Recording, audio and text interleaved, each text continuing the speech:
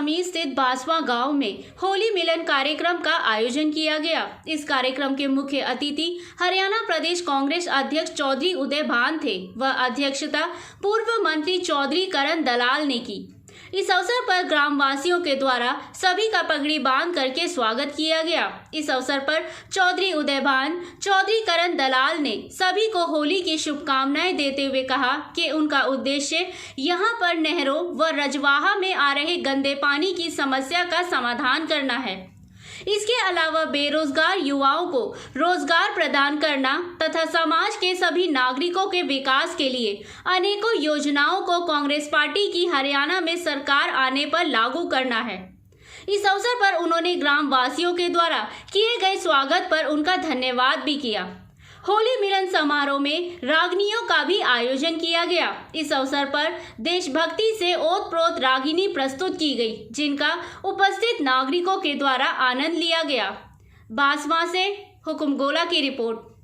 दर्शन करने के बाद आपके बीच में मैं उपस्थित हुआ और जो भव्य आपकी तरफ से स्वागत किया गया उसके लिए मैं एक बार पुनः आप सबका बहुत बहुत धन्यवाद करता हूं और ईश्वर से यही प्रार्थना करता हूं कि इस भूमि में भगवान लक्ष्मी नारायण का आशीर्वाद हमेशा हमेशा हमेशा बना रहेगा और यहाँ पर जो हमारे ब्रज भूमि का जो ये केंद्र है लक्ष्मी नारायण जी का मंदिर, उससे हम जो उनका श्रद्धा जो विश्वास हमारा सबका उनके प्रति है, उनका हमारे ऊपर दया कृपा पूरी तरह से बनी हुई है।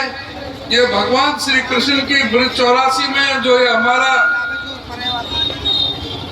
जो उनकी कर्म भूमि है, उनके लिए मैं यही चाहूंगा कि भगवान श्री कृष्ण जी का, भगवान श्री लक्ष्मी नारायण जी का हम सब पर आशीर्वाद बना रहे।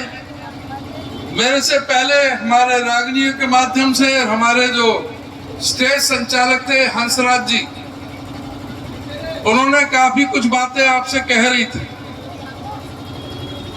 राजनीतिक चर्चा भी इन्होंने अपनी भाषणों में बात की और जब राजनीतिक आदमी इकट्ठे होते हैं तो कुछ ना कुछ राजनीतिक चर्चा स्वाभाविक रूप से है वो हो जाती है।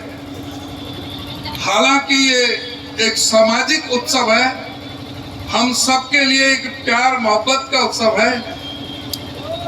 जब इसमें राजनीति की बात आती है तो कुछ फिर थोड़ा बहुत उसमें कहना ही पड़ता है कि आज की वर्तमान परिस्थितियों में आज हमारे देश में और प्रदेश में क्या परिस्थितियां चल रही हैं। मैं अपनी तरफ से और समस्त इलाके की तरफ से आप सबको होली की शुभकामनाएं देता हूं, बधाई देता हूं और जो भगवान लक्ष्मी नारायण जी की ये धरा, इतना ऐतिहासिक हमारे इलाके का मंदिर, इतना गुणगान जो भगवान लक्ष्मी नारायण का हमारे इस इलाके में हो रहा है, उनकी कृपा हमारे और आपके ऊपर बनी हुई है।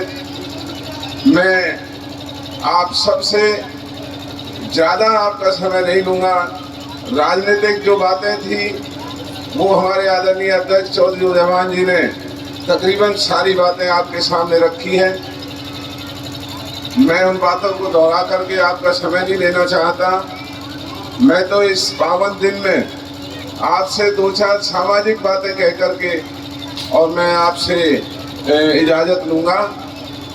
हमारा ये इलाका तमाम हरियाणा के कोने में बसा हुआ है और जब से ये देश आज़ाद हुआ और देश आज़ाद होने से पहले भी हमारे इलाके के बुजुर्गों और भाइयों ने जब भी इस देश पर कोई मुसीबत आई, कंधे से कंधा मिला करके हमारे बुजुर्गों ने, हमारे भाइयों ने हमेशा इस इलाके की भलाई के लिए जो कुछ भी बना, हमेशा यहाँ से सबने मिलकर के हमने साथ दिया।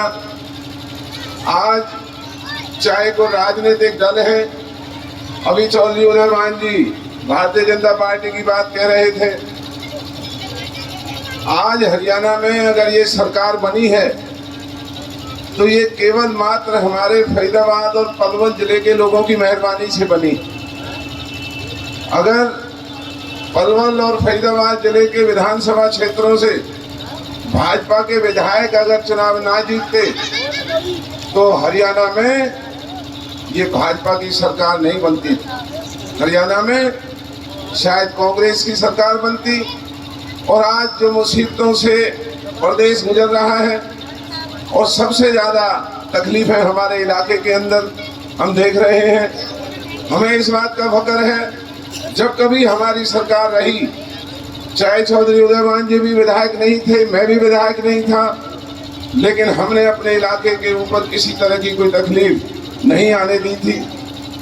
सरकार की नौकरियां निकलती थी, हर जाति और हर वर्ग के लोगों को, नौजवान बच्चों को हम रोजगार देने का काम किया करते थे। किसी बिजली अधिकारी की मजाल नहीं हुआ करती थी हमारे विरोधियों के भी घर में जाकर के अगर वो कोई छापा मार सके। आज भारतीय जनता पार्टी की ये लानत भरी सरकार, जो कारखानों में अरबों खरबों रुपयों की चोरी होती है बिजली की, वहां तो अधिकारी जाकर के उन बड़े रईस लोगों का समर्थन करते हैं, उनका साथ देते हैं बिजली चोरी करने में। और हमारा अगर कोई बालक एक तार भी लगा करके बल्ब जलाने की अगर कोशिश करता है तो हजारों लाखों रुपए के जुर्माने हमारे बुजुर्ग और भाइयों पर लगाए जाते हैं। याद करो वो दिन, चाहे कोई पीने के पानी के मुद्दे हुआ करते थे, चाहे गांवों में सफाई कर्मचारी लगाने की बात हुआ करती थी, कोई भी अगर जब इलाके का हुक्म होता था तो सरकार आपके दरवाजे पर खड़ी नजर आती थी। आज आपकी बनाई हुई सरकार सबसे ज्यादा शोषण हमारे इलाके का कर रही है।